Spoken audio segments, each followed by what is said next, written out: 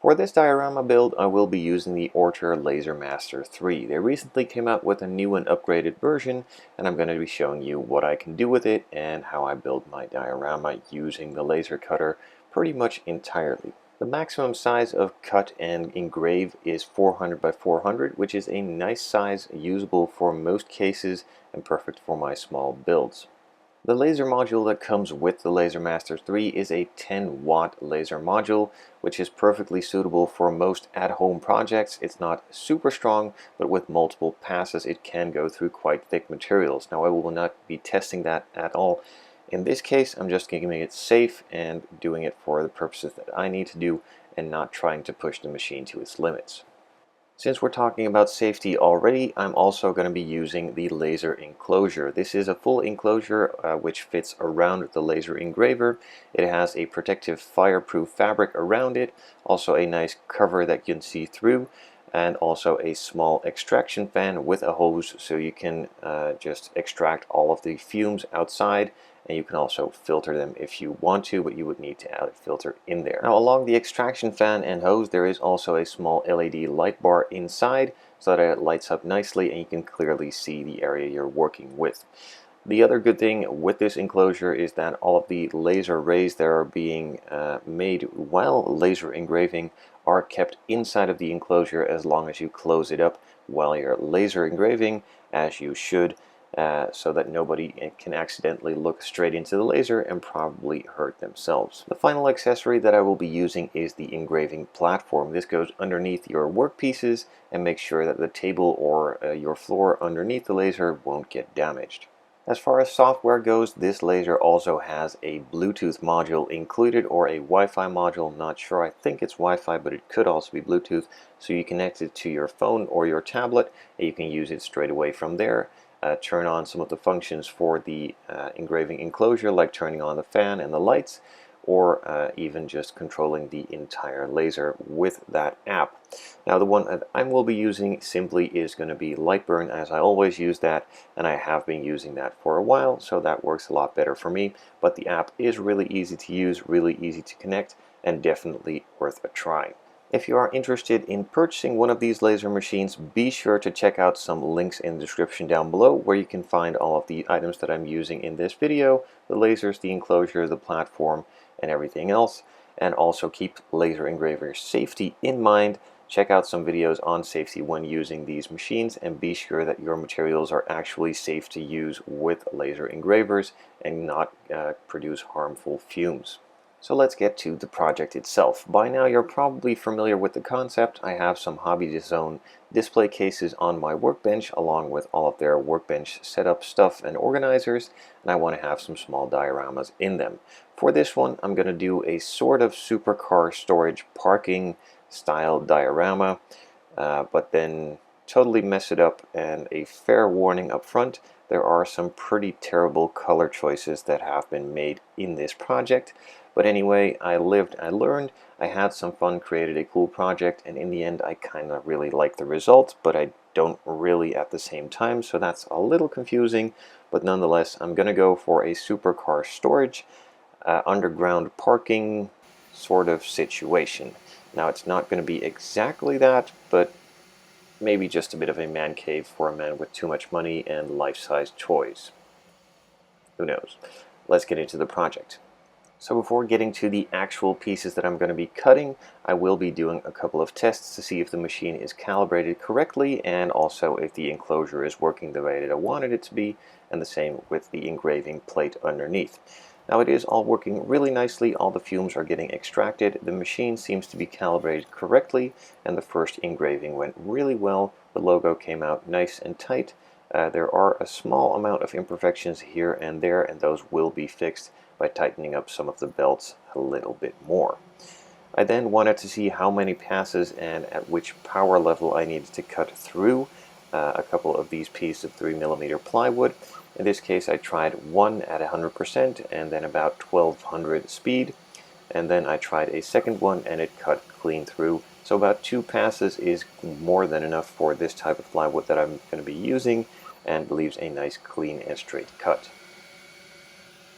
I could then get on with the main project itself, and that is cutting out the enclosure that is going to go inside of the display case on my workbench. I've done this a couple of times before, just reusing the same design, cutting out some panels in the roof for some lights to shine through. These will be pretty useless in the end, but you'll have to see the rest of the video before we can talk about that, or I'm just going to skip over it entirely and leave you hanging right here. Nonetheless, those panels are all being cut, a couple of passes to cut through, and then the main box itself was completed. I also started cutting out the walls themselves, simply using thicker cardboard style paper in various colors to cover all of the walls, giving it a nice smooth finish, and also making the project a lot easier and quicker. Instead of having to finish all of the walls off and painting them individually, just putting the paper on gives a really nice smooth result, and it works really well for my purposes. One thing I was pleasantly surprised by was the tolerances that are super tight when cutting. These panels fit together really nice and tightly, and without too much glue they actually already stick together.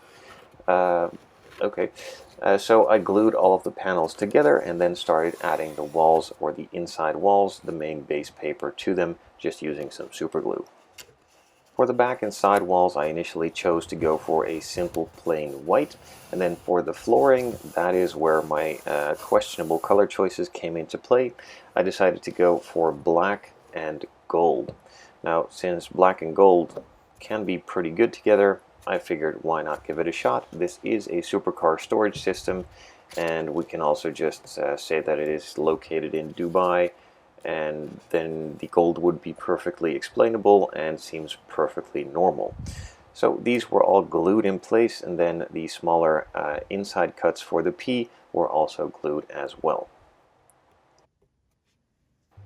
On the back wall, I figured it would be a little bit too plain and simple, so I decided to add a crest on there, adding an extra piece of white on top with a circle cut out, and then my logo engraved into that same hideous gold paper.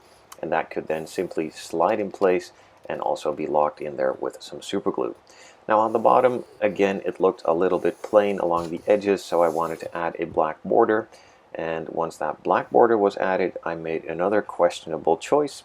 I personally don't think it looks too bad, but would love to hear what you guys think about it by adding another gold piece in there as well.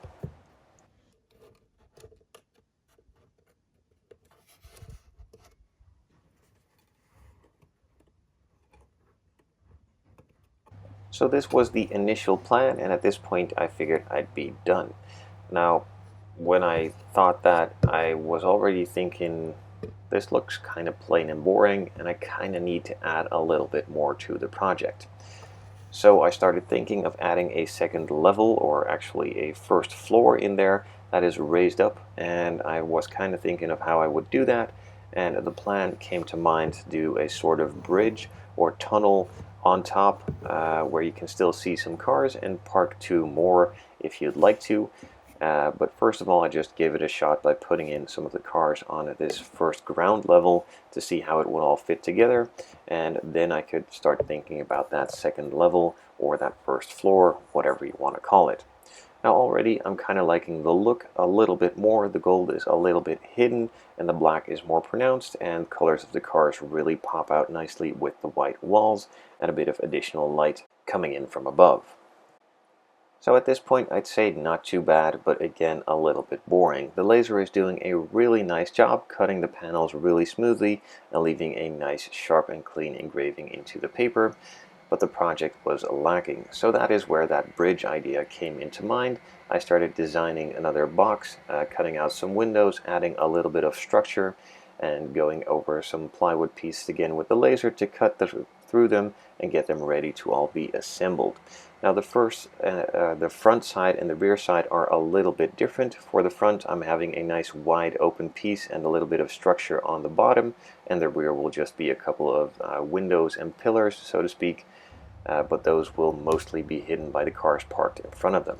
This again will be in that same black and gold theme as the first or ground floor, but then the main piece for it that is actually visible from the outside will simply be covered with some gray paper. Since this bridge will pretty much be enclosed entirely, and I can only just pop the front panel off to add some cars and then pop that panel back in.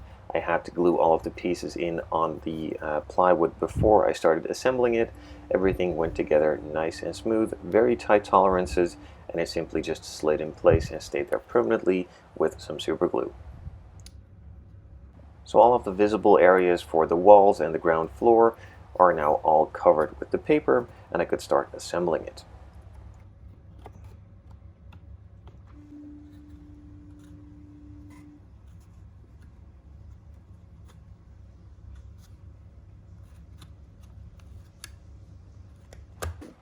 The bridge has now been fully assembled and could slide into place. I'm just going to glue it to the ceiling and also a little bit on the side, so it will stay there. And like I said, the front panel will be removable, so I can take the cars in and out and not have them permanently stuck in there.